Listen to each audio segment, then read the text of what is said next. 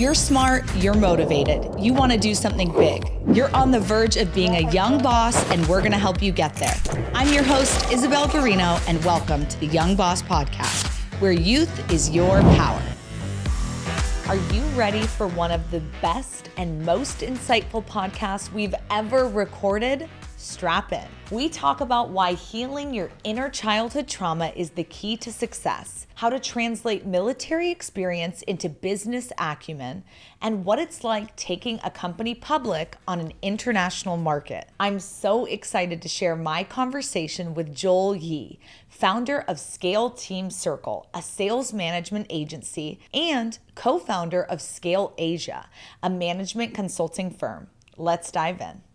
Welcome to the show. Hi, thanks so much, Isabelle. And by the way, I love your little slogan, like the little quote. Yeah. Youth is your power, and I love the name of the podcast. So Tell me, has youth been your power? Absolutely has been. But the funny thing is, when I was a lot younger, I didn't appreciate. It's not like I didn't appreciate my youth, but I didn't know how much power it had till maybe it was later in my 20s, like my mid 20s. I was like, okay, you know what? There's something powerful about being young. Yeah. So now I truly embrace it.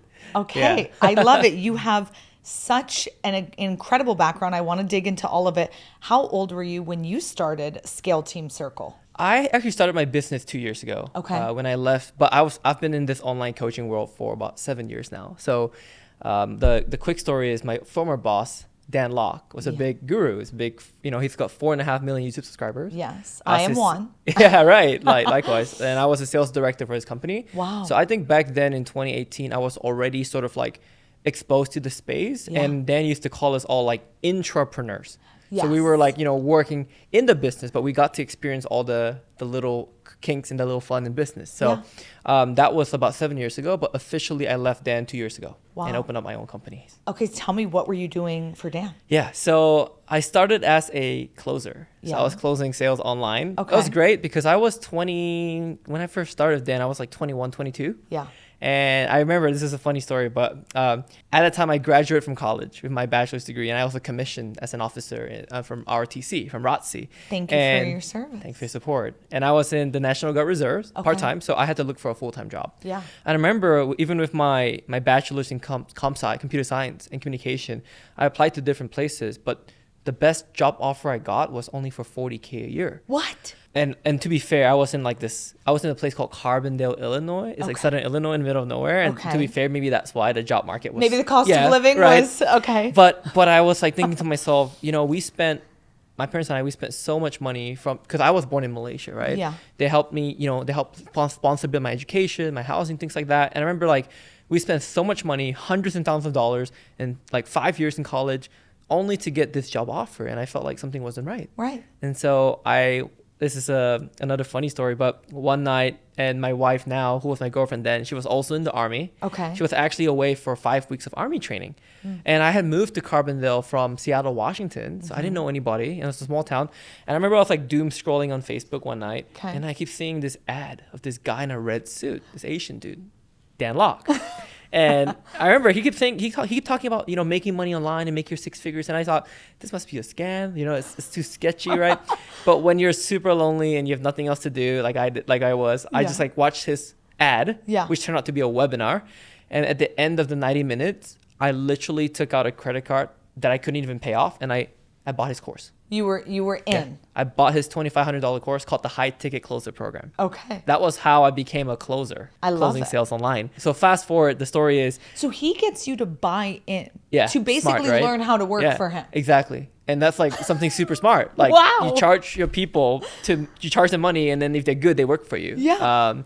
I think people do it nowadays with copywriters too, but maybe they got the idea from Dan from back in the day, Incredible. Yeah. So I did that, but the good news is I persisted, right? Yeah. Perseverance and grit. I struggled. I got a ton of rejection, thousands of cold calls getting rejected, thousands of offers I got laid off of. But ultimately, I was able to make my first six-figure income. Amazing. Through high-ticket sales. Yeah. So that was the start. And then in Dan's company, to answer your question, I went from closer, then I became the assistant sales manager, then the sales manager, then the sales director. Yeah. And that was about 4.5 years. And you got your little taste of entrepreneurship being an intrapreneur in his business, which is also such a smart thing to do. Yeah, which I recommend for most people, honestly. Yes. Because ultimately the best benefit is, we get paid on someone's dime. Yep. We get paid to learn on someone's They're taking the risk. Exactly. You get to learn the skill. Yes. And we get all the experience, all the knowledge. That is amazing. Yeah. What influenced you then to start your own business after that? So 4 years into working with Dan, so this was about 2018 through 2022, right? About 2 years ago, exact. So during that period, I was excited. I was young, I was hungry. I was, helping Dan build his vision and brand. But unfortunately, and this is, I think, more of like a leadership lesson that I learned, right? Because one of my mentors in my ROTC program, my lieutenant colonel, his name is Lieutenant Colonel Dai. He was a former lieutenant colonel in the military. He said, with any leader you meet, you either learn not just like what to do, what good things, but you also learn what not to do, right? And I think this is one of the things I learned what not to do with my time at Dan was he had promises of like equity and like profit share. And when someone promises things like that for years and years and years and it never happens, slowly your executive team, your employees get disenchanted, right? Yeah. So I was one of them. I was like, okay, so I've been building your brand, your vision, and you've been promising these things, but it never really happened. Yeah. So I guess I have to go and do my own thing. Yeah. So that was what happened when I was 26. I don't think we've actually had anybody come and say, I actually liked what I was doing, but then this happened and I wasn't happy with my boss. I love my time at Dan, yeah. And that's kind of amazing because then it launched you to say, I think I can be a good boss. Right. I know what I learned from this. Absolutely. The good, the bad, the ugly. Absolutely. Let me take this and do my own thing. Yes. And now you're doing Scale Team Circle and Scale Asia. Correct. So tell us about those. Thank you for asking. So Scale Team Circle, and notice we have the word scale in our brands, and it's all about helping companies grow through building high-performing sales teams. So Scale Team Circle is our North America-based company. We're based in the US and Canada. Okay. So we have team members both I used to live in Vancouver, Canada. Yeah. So we have operations up there as well as in the US, right? Okay. And basically we help coaching brands. Yeah. So a lot of coaching brands in the space. We've worked with clients like you might have heard of maybe Rudy Maher, Ryan Pineda, Brandon Carter, Tom Wang. So we help run their entire sales team. Wow. So that's what we do. It's like a fractional sales management offer. And that's the Scale Team Circle business. So do they have their own sales team and you are managing them or you are also supplying the team? Great question. So we have two models. Okay. The one that you just mentioned formerly was the most popular one right now where they have a sales team, but they want it to be optimized or turned around. Yep. So they bring us in, we train, we fix, we set KPIs, we hire, we fire, the whole 9 yards, and we basically increase their revenue. And then the second model is we bring our own team and we kind of deploy our own reps to the offer. That's pretty amazing. Yeah. And people listening who are thinking, hey, I want to scale my business and I need, a sales team. This is your man. This is the guy. Absolutely. Which I love that. So I know that you have had a lot of experiences in business, working with different people and now building your own thing. And you're getting to see the intricacies of other people's businesses. Right. All the good, the bad, and the ugly, which definitely helps you stay on top of your skills. Because I'm sure as you dig in, you're like, yikes, this was set up all wrong. What's like a fatal... What's a fatal mistake someone can make? That's a great question. I guess I'm going to speak in the sense of like the sales team, right? Sales. I think, and this is kind of funny, but we've coined a term for it. We notice some companies as they get larger, initially in the beginning, they're sort of like sales first and they give a lot of focus to the sales team. Mm-hmm. But over time, as they get bigger or even more corporate-ish, they tend to add a lot of sales friction and unnecessary, for example, like inefficient processes or like SOPs they don't support. Or you even get a CFO that wants to change the comp plan, which now demoralizes the sales team, but they don't really understand how everything plays together. So the biggest thing we've seen that we've been called in to fix is this issue that both the reps and the sales and the leadership of the company would say is like the guys up here would say, the reps don't understand this. And the reps say, well, they don't understand us. Yes. And so we come in to fix that communication gap. Yeah. And it's really a leadership issue at the end of the day. So that's the biggest thing. Really? Yeah, absolutely. Do you think that, are you also helping with marketing? We do what we call smarketing. Okay. So smarketing stands for sales plus marketing. Yeah. And HubSpot coined that term. But yes, we don't like run their ads and everything, but we jump on marketing meetings to provide the in the trenches feedback from the sales side. Okay. And that's been super valuable. And again, it's the same thing there where, we have this funny saying in sales, but the marketers would point fingers at the sales team and say, my grandma can close better than you, and then the sales guys would say, but your leads suck. Yep. And it's just like never ending back and forth for finger pointing and blaming. Yeah. So we come in and just resolve that whole thing. There's a few systems we install, and I can talk about that more. Like we call something called the BANT system. Yeah. A BANT is budget, authority, needs, and timeline. Okay. So we have that installed and it reflects both to marketing from sales. Okay. So systems like that help reduce this friction. Okay, listen, you're talking like everything that I need in my life, you're now providing, Joel. Where have you been? I'm glad it helps. It's amazing. Okay, you're taking a business public. Yes. Talk to me about that. That's amazing. So, congratulations. Thank you. So the first company was Scale Team Circle. That's the US based company. And then Scale Asia, with the word Asia in it, is what we're doing in Malaysia. Okay. So I was actually born in Malaysia, and I actually came to the US when I was 16. Wow. And that's when I became a US citizen through the army. That's awesome. So that's like another story. But Scale Asia is focused primarily on corporate now. It's more like corporate brick and mortar type businesses. So it's more B2B. We basically take everything we've done in the coaching space and we now establish and translate that to Malaysian companies. Primarily more like they're bigger, they're enterprise, they're more like more reps, and they're doing more B2B, B2 enterprise sales. Okay. And then we help them grow and we also invest in them. Wow. Yeah, so we've got a fund as well that we invest in our companies that we run. So it's like a similar model to Scale Team Circle. Yep. But with Scale Team Circle, we can't invest in these coaching brands because a lot of these coaching brands, we can't exit them. Yeah. Like the face of the brand, no one wants to buy you if you're like, but at least in Scale Asia, we can. Yeah. So that's the different model there. Is that because they don't have as many coaching type companies over Absolutely. there? We're not targeting coaching companies at all. We're targeting just like, for example, we've got a printing business that sells B2B printing. Wow. And like what's interesting is everything that we've done in North America and the US, when we bring it back to Asia, people are mind blown. Like they love the fact that you're from the US. They love the US techniques and it's incredible. And it's funny because whenever I find myself like training and my team, training and teaching, we have to simplify a lot of what we do in North America because it's way too advanced. And so like it's awesome because they're getting a lot of value for just minimal or less, right, of what we have to teach. So it's a win-win in that regard. That is really cool. Yeah. Okay, you work with your wife. Yes. Tell me about it. What's it like to work with your wife? Yeah, great question. My wife and I, her name's Jaden. We actually got married relatively young. I was 22 and she was about 23 when we got married. So we've been married 5 years now. Congrats. Yeah, thank you. It was exactly 5 years, like a couple weeks ago. So oh my goodness. Initially, what we did together was when I left Dan, and by the way, she also used to work at Dan. Oh, really? Yeah. So there's a lot of things that tie up together, but I met her in the military. Okay. We both became U.S. citizens. She was from South Korea. I'm from Malaysia. Wow. We met in the military. And we are actually 2 of 5,000 Americans who actually went through the U.S. military through a special program that helped us become U.S. citizens. Oh my goodness. So the crazy story here is I basically I still am Malaysian, but I had a Malaysian passport and it turned into a U.S. passport in less than 12 months without a green card, nothing. That's incredible. So and this program is now closed by the U.S. government. What? So it's like, so there was a small tiny window where I came to U.S. and I got through this program and my wife did as well. And we met in ROTC. And it would have never happened if it was years later, years before. Absolutely. So I always believe in,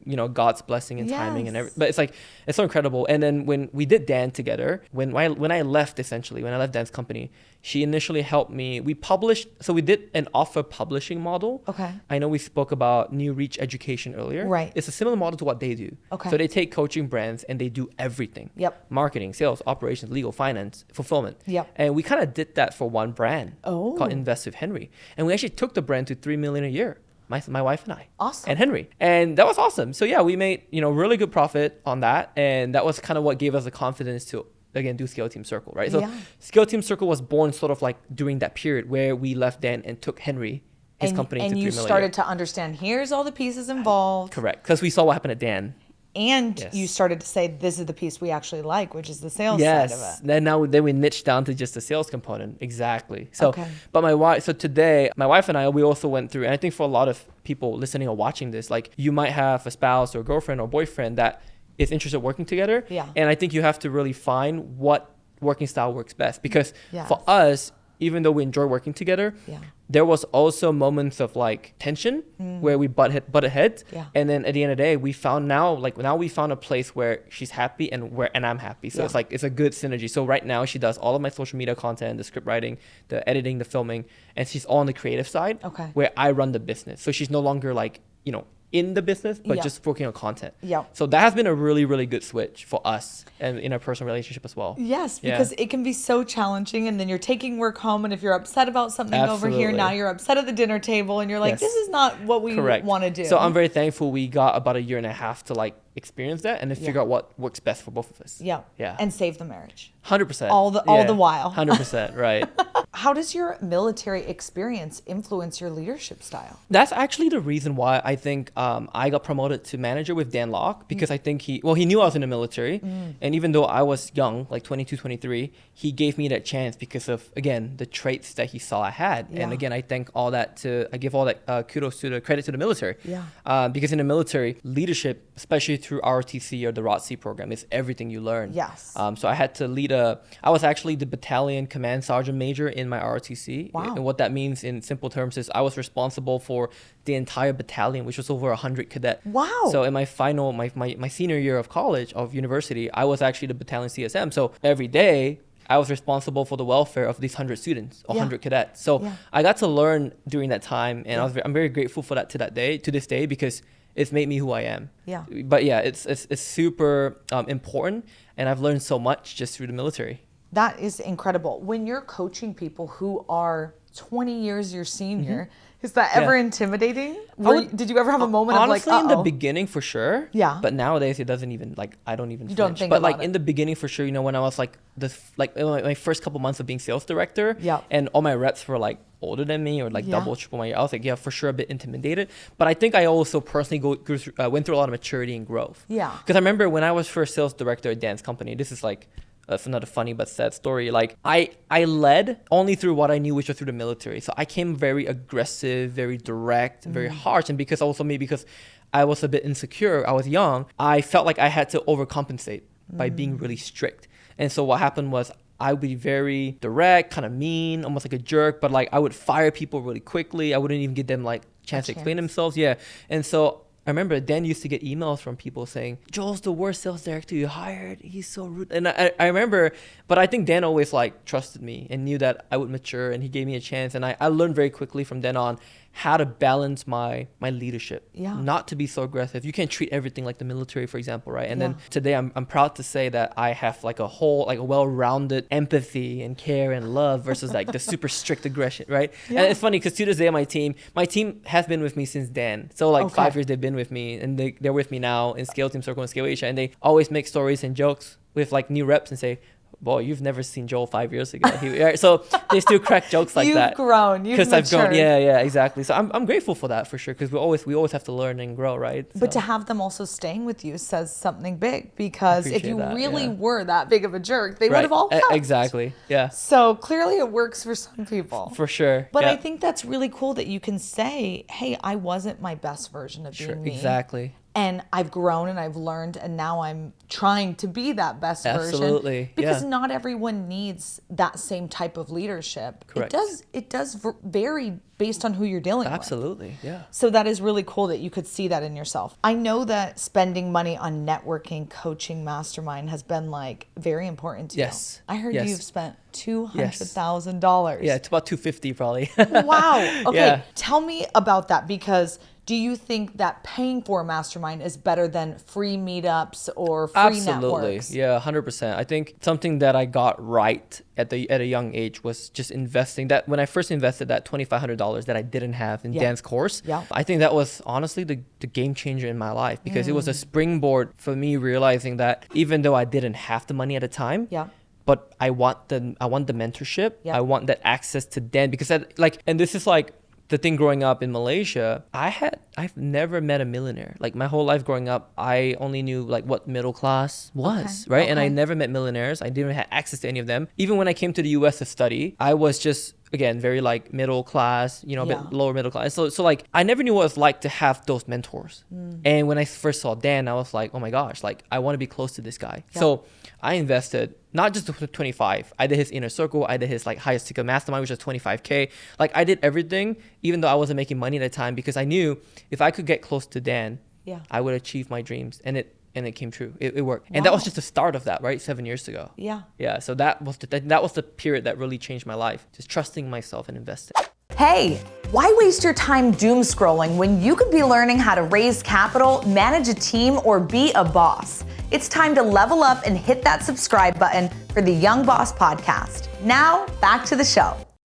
I feel like that probably helps you so much when you're guiding people for sales teams Yes. who are doing coaching, Correct. right? Because Correct. you believe in no matter what 100%. what it is, you're like, mentorship all the way. if you want to get there, you need to go pay to play. Correct. And now you're in the right Correct. room. Now you're closer to your dreams instead of just searching around for free YouTube videos or little Facebook groups or this. Exactly. Not that those aren't also helpful. Sure. But if you really want to get to your end goal, pay for speed. Correct. Because we always say in sales, like when we do objection handling with our prospects, it's like, what do you value more as a prospect, right? Is it time or is it money? And again, people start to realize actually time is way more valuable. Yeah. Because at the end of the day, you're gonna have to pay something. Yep. Pay with money or pay with time, right? So I love that. What's the best advice you've ever received about business? Best advice. That's been a few. I think it has to do for me personally still with the whole leadership idea. I was watching this video recently by it was Simon Sinek, and he spoke about the whole idea of leadership, right? Especially in business. And the long story, which I'll paraphrase, he said like a lot of us in business, we want results. Yeah. Of course, we want outcomes. But he said true leadership is being able to detach from the fact that like you don't actually have to control the result. You just control the people. You give them an environment to succeed in, right? And allow them to get those results. So that to me was like very profound because again, for me having to go through this journey of leadership, I had to learn for myself what being a good leader was and what being a bad leader was, right? So you can't force them into it. Yeah, right. And provide that environment. And at the same time for me, it's like I have to not be so hard on myself, right? Even if you don't get the results you want. Because if we keep doing the right actions, we will get there. And finding the right people. Yeah. So okay, I can see why you're good at sales because you know this is all the principles, right? You have to at some point you have to say, hey, when I do 50 calls, I'm going to make that sale. So it's just about consistency. It's a numbers game, correct? You know, and that's even what you're saying as leadership. You're saying, hey, I need to be maybe not so harsh on myself that I know if I'm doing what I need to be doing, it's gonna happen. Correct. Yeah. Even if it didn't happen the first time, it will. And to touch on what you said there with the sales part, like our reps, they know every time they get a no, it's an awesome thing. One step closer. Because you're closer to a yes. Exactly. Yep. And so and then we have conversion rates. We have our metrics. Yeah. So they know if I get 6 no's, I'm going to get a yes next. So it gives them a lot of confidence. So it's been huge. Okay. When you're like looking to hire salespeople, what are like things that you're looking for? It's actually funny because like that has changed as I got more mature being in the sales management, sales director role. Yeah. In the beginning, I was looking purely at just skills, right? But nowadays, and this has been, I think, truly profound for us. Like it's two things because on an interview, people put their best foot forward and they obviously like show their best. Yeah. So you can't really tell their actual, who they really are. And that's like probation period is where we typically find out. Okay. But like what we really look for is three things, right? Non-skills related. So number one, your perseverance and grit. You have to be gritty. I mean, in sales, you know this, right? Like you have to be gritty. So we want to see how much you want. So for example, when we do interviews, like sometimes we purposely don't respond or we purposely like delay and we want to see them chase us. Yeah. And that's a good sign. Okay. Right? On the interview, when we give them we do a skill assessment on every interview, like a role play, a mock call, and we give them feedback and then we see how they implement that and kind of either challenge us back or give it back to us, right? So these are things we look for. So the first thing is like grit, perseverance. Okay. The second thing we look for is obviously coachability because I say this now, this is the thing that I've learned to accept. You could be the best sales rep in the world with the best skills, but if you're not humble and you're not coachable, you're not going to stay there. Nope. So now we hire, I think that's a very famous saying, I don't know who said it, but we really hire for attitude and train for the skills. Yeah. Yeah. So that's like the second thing. And then the third thing, which is I think the most important thing of all, is the obsession.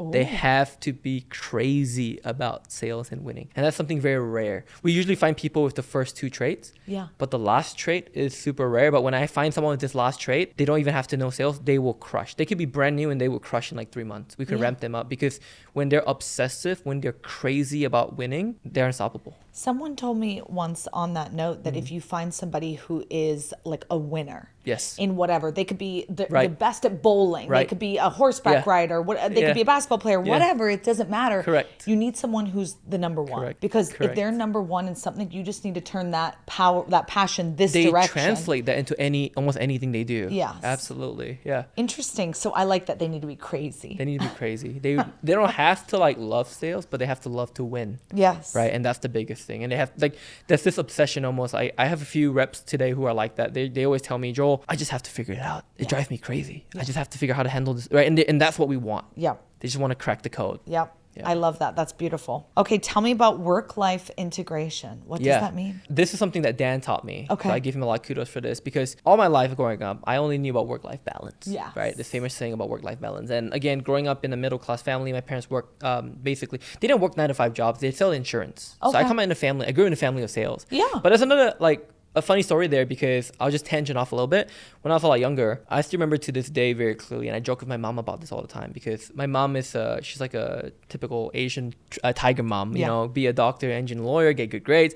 And I remember growing up one time because she did insurance for like 30 years now.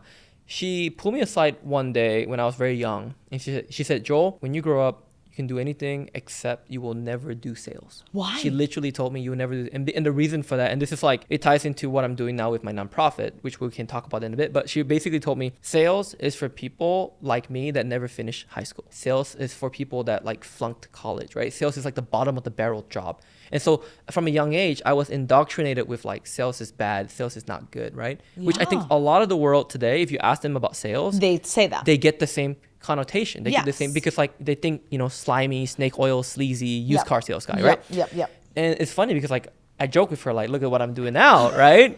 But so when I met Dan and we talked about work-life balance, I remember seeing my parents growing up. They did their work, they did their selling of insurance, and then they came home and they tried to take weekends off, right? And that was all I knew. Mm-hmm. So work-life integration to me is so much more powerful because, for example, this trip, I flew in from Asia. Mm-hmm. I arrived in Scottsdale a day and a half ago, right? Yeah. Even though I'm jet lagged and I have to work, but I still find my own fun. Yeah. I still doesn't matter what time it is. I don't have a specific day I must take off. Yeah. So I work every day, 7 days a week, but throughout the day, I find my own fun. Yeah. So it could be, playing a quick game. It could be chatting with my wife. It could be FaceTiming whoever. It could be doing whatever, reading the news, right? Reading a book. So integration to me means no matter where you are, where you go, you personally have to find a way to switch off and on work. Yeah. But also at the same time, enjoy everything you do. Yeah. So that's what I've been doing. Yeah. I think that's really cool because people will say that to me all the time. I don't really work weekends because a lot of times it's I don't get weekends off, right. I should say. Right. In that same token, if I'm on a trip for work, but I'm going to go have fun there. Exactly. I'm going to go explore the city, go get a great dinner, go see a friend, do whatever. Yeah, exactly. Yes, I'm there for work. Yes, I'm working every day, but I get to also have fun throughout it. So it's absolutely work-life integration. Yes. I love that. Okay. First, I want to hear about the nonprofit. Yeah. So going back to that story, and this is actually is super profound for our reps too, because what I found, the difference between a top rep in sales, especially in the coaching world, versus a mediocre amateur rep, is that a top rep has gone through a lot of what we call childhood or generational trauma healing. Oh. So it's removing all of that pain, that curse that they had from the generations and being able to, it's kind of almost like the Tony Robbins personal development stuff. They've done a lot of it. And so they're sort of healed. They're little, we call it your 12-year-old, the inner child. Yeah. The inner child is healed and happy. And we find that a lot of our reps that are really good have done the healing. Wow. And it's interesting because all the prospects we get on coaching need to do that healing. And that's why they're looking for help. Yes. And so the top reps that have done that obviously can close better. Yeah. And then we find that the reps that haven't done that work yet, they get scared on the calls. They get intimidated. They don't dare to push. They don't dare to challenge because they haven't done the work themselves. So my nonprofit in Malaysia now is focused on helping Asian kids or Malaysian kids and teenagers, young adults heal from childhood trauma. Because it's such a taboo in Asian society, even to this day. If you see if you seek mental health, therapy, it's taboo. It's they literally think you're crazy. You have basically mental problems, or you have mental, and it's such a taboo that the suicide rate in Asia are crazy. South Korea, Singapore is super high.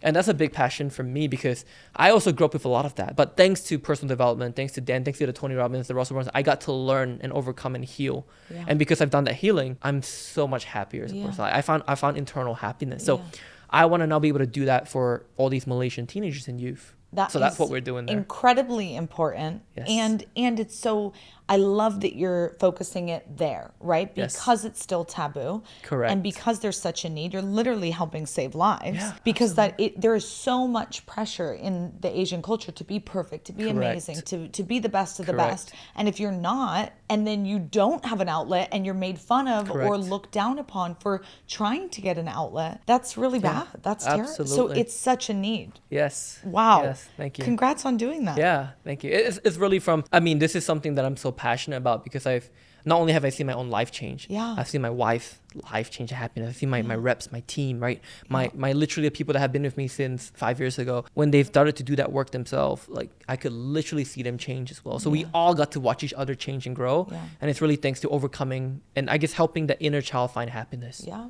Yeah. That's a beautiful thing. What do you think are 3 tactical tips for young entrepreneurs? I think the first thing is to continue to find a mentor, which is the first thing we talked about. Like investing in yourself is like a great tactic. Yeah. I mean, Alex Hormozy has a great saying. It's like, don't invest in the S&P 500, invest in the S&P and me, right? So it's like invest in yourself. So the first thing would be like network and mentorship. And the second thing would be that inner child work, that personal development healing. So if you've not done, because I believe entrepreneurship is the best form of personal development. I know someone has said that, but like I'm now going through myself. It like challenges you to the very bone, to the very core. And like, you know what I'm talking about. So I feel like if you do that personal development work and you do that inner child healing, it helps tremendously. So that would be the second tactic. It's like, go and do that work. Be vulnerable. Don't be afraid. Don't think it's taboo, right? Invest money in it because it literally helps your business grow like crazy. And then the third tactic is also what we touched on already. Find ways to become a good leader, right? What that means is like, whether it's leadership training, whether it's like, maybe not like the military per se, but training or boot camps like that, that can give you the different skill sets, the different principles on how to lead. I think that's super important. So that would be the third tactic, is like improve that leadership skill. Amazing. I think those are all really good and everybody listening needs to do them. I'm going to do some quick fire questions. Go for it. Okay. What's one book every entrepreneur needs to read? The Go-Giver by Bob Berg. I love that one. Who's your biggest role model? I have so many, but I think for right now in my life, it'd be, this is crazy. I'll say to be honest, Jesus for me. I love that. Jesus Christ, yeah. Okay. I was gonna say one of my mentors that I invested in, but I'm like, you know what? I think for now at this time in my life, it'd be Jesus, yeah. Which company brings you the most joy? Which company? Yeah. Like all my companies. They all bring you joy. They all bring me joy. Everything. Yeah, exactly. I don't have a specific. I mean, between my two, it's both. You know, I think they're both equally great. Yeah. Okay. Would you rather scale fast or slow? Slow. Slow. I've done the fast and I made the mistake. Okay. Meaning like I do want to scale, but I want to scale the right way, and the right way takes time. Yeah. Because I've done the fast and get good. You're good, but then it collapses at some point. Right? Crash is quick. Yes. What is your biggest strength? I think leadership. What's your biggest at this point, yeah. What's your biggest weakness? Biggest weakness, I think it'd be not. So there's a lot that I still don't know, and I think my weakness is like I need to read and learn more. That I don't do much of. I need to I do, but I feel I could do more. Okay. So more learning, more growth. Yes. I feel like you're doing a lot of growth, but I like that you're saying there's always something left to be learned. That's a very famous quote. Again, I don't know who said this, but like it says like the wise guy, right? The wise guy. Yeah, they realize the more they know, how little they actually know. But then the foolish person thinks they know everything. Yes. And it's never been more true. When I started to learn more and have more growth, I'm like, oh my gosh, I don't know jack about anything. Even about sales, I'm like, I tell my reps all the time, like, you don't have to just learn from me, learn from anybody, because like I might only know 1% of everything, and I still have so much more to go. And that's like that's the mindset we want all our team members to have. Yeah. Yeah. How many employees do you have right now? Well, including the reps, it'll be a lot. It'll be like 50 plus. But our core team for Scale Asia is about 8, and then our core team for Scale Team Circle is 5. Incredible. Yes. Amazing. Okay, what's one of the biggest mistakes or failures you've made in business? Last year, 2023, so the first year of my business, after we launched Henry, I tried to do an offer by myself, and it was called sales farming. So really what sales farming is helping revive inactive leads or dead leads in business owner CRM. Okay. And at that time, the big mistake I made was I gave out guarantees. So the guarantee was if you do not make the investment back, which I think was $25,000 or $20,000, right, in sales, we would give you your money back. But what I didn't realize at the time, because I was quite inexperienced in that regard to like giving my own offer, like making my own offer, we couldn't control their reps and how they close and everything. So what I realized was we just, even though we got the bookings and we got a few sales for them, we still gave them full refunds because we wanted to honor, like I always believe your reputation is the most important thing. Yes. I rather refund everybody than to cause any issues. Yeah. So, but it was like a mistake because, you know, that cost us like over $100,000, right? Yeah. Like total paying our team and everything. So it was painful, but it was a good lesson learned. Yeah. Okay. Do you think that youth has been an advantage or a disadvantage for you? Yeah, now 100% an advantage because everywhere, you know, I go, everywhere we go, I'm sure people say, well, Joe, you're so young, you know, like, and you have all this benefit of time on your age, time on your side, right? And I believe like that's so important because youth, equals more time. You can always make more money, but you can never make time. Something we see at our prospects all the time. So it's like, I'm really grateful for that. But at the same time, I don't take it lightly. I also know, like, just because I'm young, I know the world looks at me sometimes different. For example, like, I still have comments to this day where, like, an entrepreneur would say, hey, Joel, with all due respect, I'd rather go with the guy who's like 50, 60 years old, who's run a sales team for like 30, 40 years. And it's fine. Like, I get it, because, you know, we can't, like, it's what people believe, right? But like, we know what we're good at, and we know what results we've gotten. But I respectfully just tell them, like, okay, great. Like, that's, if that's what you want to go for, I respect that. But like, if you want the results, then we talk. But I think the world still has sort of that judgment on youth, but it's okay. I think you just embrace it. And you just keep your head down and keep grinding, getting results. Your reputation will precede you, because once all these other people are having great experiences with you, they're going to care a lot less about your age. And care about the money. And we have the advantage as youth, because like, we're also so in tune with technology and social media and like all these ways of social selling, right? So we definitely have, like, if anyone's listening, you're young, like, that's awesome. You have these advantages. You know how social media works. You know how social selling works. Do you think that you're starting to see more people selling in the DMs than before? Yeah. I'm seeing that so much. I know, like, 5 years ago when we did this high ticket sales thing, we really never had DM sales. No. And nowadays it's like, I see people sell like $4,000 packages on DMs. Yes. Yeah. And it's incredible, which is great. It's amazing. It makes basically the whole market has like evolved, and it raises the bar for everybody. Yes. So then now we're all forced to get better, right? Which is good. Which is awesome. Good. Yeah. And I feel like it really is now. I'm telling my social team, I'm like, you guys need to be on it, because there's money here. There's money in the DMs. 100%. Go start farming. Go start hunting. Exactly. Because just letting them sit there and answer 5,000 questions, that's a buyer. Right. And you can get them to buy. Absolutely. Yeah. Well said. Well said. They definitely can. And I'm seeing that more and more, definitely, because I think there's just a lot of, especially younger people, they don't like being on the phone. They don't like talking. Yes. And it's very frustrating, because it's like, well, it's actually not frustrating, because if they want to buy in the DM, I don't care. Sure. Yeah. Absolutely. Right. But it's frustrating in the sense of they'll sign up for a call and no show, versus someone who's 50, 60. They love talking on the phone. They want to be on camera. They want to see you. They want to see you. So it really depends who you're talking to. Absolutely. What is next for you? What's going on in Joel's world? So we have to finish the IPO for Scale Asia, going public. So that will happen in next September. So the next 12 months. It's on track, which is great. Yeah. And then for Scale Team Circle, you know, it's just getting more clients, growing our team of networks of reps, right? Keep training, keep growing. I think the one thing that gives me a lot of fulfillment and satisfaction is like that, what I talked about, the whole childhood trauma thing. I just want to step more into that. And with more of my free time and money, I just want to like put all my effort into that, because that just gives me so much joy, more than like the whole business money making. That's great. But I think all that money making stuff helps me do what I want to do, which is helping people heal. So that's what's next in my world. You know what's coming for me right now is that how you came into Dan's business, you invested, and then you invested again, and you kind of raised yourself up. He noticed you, and you get a job over there. You now helping these kids heal their traumas, but that's also something you're looking for. Potentially, some of them may work for you someday. Yeah, exactly. Because now they're doing one of the three things you're looking for. They'll be like the top reps. They'll be like one of the best reps. Exactly. Right? Yeah. It's kind of the same thing, but different in the sense of his was a buy-in, right? Correct. Yours is in a buy-in here. Yes. And I think one of the biggest, you asked about the advice. Now that I think about it, one of the biggest like advice or lessons that I learned in business is the whole concept of sort of doing things or giving without expectation of receiving, right? Because I know that's a hard one. Sometimes we feel like, oh, I'm doing this for you. Can you scratch my back? I'll scratch your back, kind of thing. But really, if anyone that listening or watching, if you can get into the mindset of like, I'm just gonna give, I'm just gonna serve without expecting anything in return. I've seen all the blessings come out of left field, like whatever you call it, universe, right? Like you get that.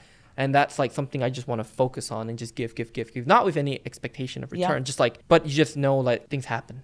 Things happen. I cross paths with people I met 6 years ago and we do business together. It's like, and they say, well, Joel, I remember you because of what you helped me with X. And this. So it's like, it just comes. You never know. It always comes back somehow, some way. But it happens. But it always happens. It happens. Will you tell me a little bit more about what are the steps involved to take a business public? Yeah. So now I don't know about the US side, but I can tell you how it happens in Malaysia. What happens in Malaysia? So in Malaysia, we have 3 markets. And it's like in the US, the main market is the NASDAQ or the New York Stock Exchange. And that's like, I think the OAC, or there's another market under that. So like Malaysia is similar. We have a main market, which is like Bursa Malaysia, and then we have the ACE market and the LEAP market.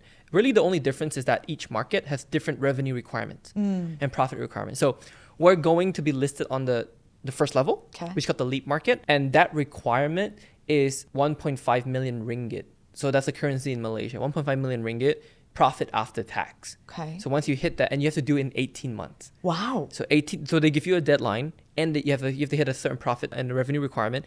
And then when you do it, you have to invest $1 million ringgit to get listed. So it still costs you money to get listed. Okay. Yeah. So that's the process, and those are the requirements. And obviously, when you get close to the end of 18 months, you have to hire a full team of tax accountants, lawyers to help you get ready to list, get the paperwork ready. And then the government will take a look at it and they'll like approve it basically. And then once you get listed, then obviously you get to trade your shares and everything like that. So the purpose of that will be to then grow the business from there. There's a couple of purposes for me. I think like selfishly, for one big reason, it helps my brand. Yeah. Because like coming from the coaching space, that's cool and all, but being able to say I'm a public founder or founder that's taking a company public, I think it's going to dramatically help my brand. Yeah. And then the second thing is like, because when you go public, you earn what we call a PE ratio, or price earnings multiple, right? Okay. So for example, like in Malaysia, if you go to LEAP market, you get about a 10 to a 14x. Wow. So that means your dollar becomes $10 to $14. Wow. For the main market, it's obviously bigger. But if you look at like Tesla, for example, they have like a 60x, for example, right? That's basically how many years your company can survive without any, So it's like, so that's great, because then what happens is all your shares 10x, right? So that's the second reason why it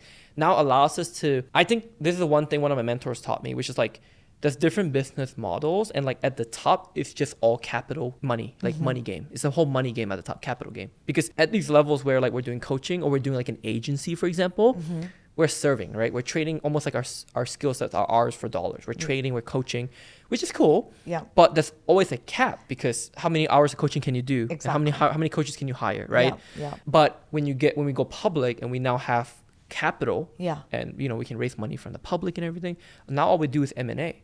So all we do is acquire other companies and grow them. And it adds to the top, which is the whole point, which is just to play the capital game. Yeah. So that's like, that's what I'm there for. It's just to play the big money game. I love it. Yeah. And I love that you're thinking big. It's amazing. You have so many things going on, but that one is really fun. Yes. And I do think it will help the brand, and it'll be a cool experience nonetheless. Exactly. Yeah. So absolutely. Congratulations. Thank you. Very exciting.